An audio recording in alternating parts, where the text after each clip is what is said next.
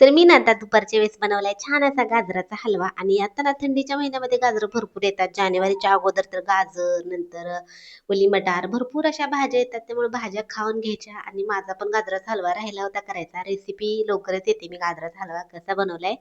तर या तुम्ही मस्त असा छान असा खवा घालून केलेला गाजराचा हलवा खायला. थोडासा आराम केला. आराम केल्यानंतर मग गार्डनला आलो होतो. संडे होता. संडेमुळं मग गार्डनला गर्दी भरपूर अशी होती. संचित खेळत बसला होता. आणि मग काय, संचितला तर एखादा त्याचा फ्रेंड वगैरे दिसला की मग काय तो दंगच असतो. आणि योगायोगाने गार्डनमध्ये त्याचा फ्रेंड आला होता, त्यामुळं तो त्याच्यासोबत खेळत होता. आणि घरी लवकर यायलाच नको म्हणत होता. गर्दी भरपूर होती. सॅटर्डे संडे गार्डनला गर्दी असते जास्त. आणि राम मंदिर असल्यामुळे तिथं कसं आज काहीतरी पूजा पण होते, त्यामुळं जरा लोक आले होते जास्त. आणि मग आम्ही आणि 5:30ला गार्डन चालू होते, त्यामुळे मग 5:30ला गेले की अंधार लवकर पडते. संचितचं खेळून झाले की मग खाली जाऊन थोडंसं पनीर वगैरे पण घ्यायचं होतं. आणि नंतर मला पाणीपुरी पण खायची होती. आणि पाणीपुरी खाऊया म्हणलं. आणि इथं पंढरपूरमधील हे इथं पाणीपुरीचं असं भरपूर अशी इथं गाड्या असतात.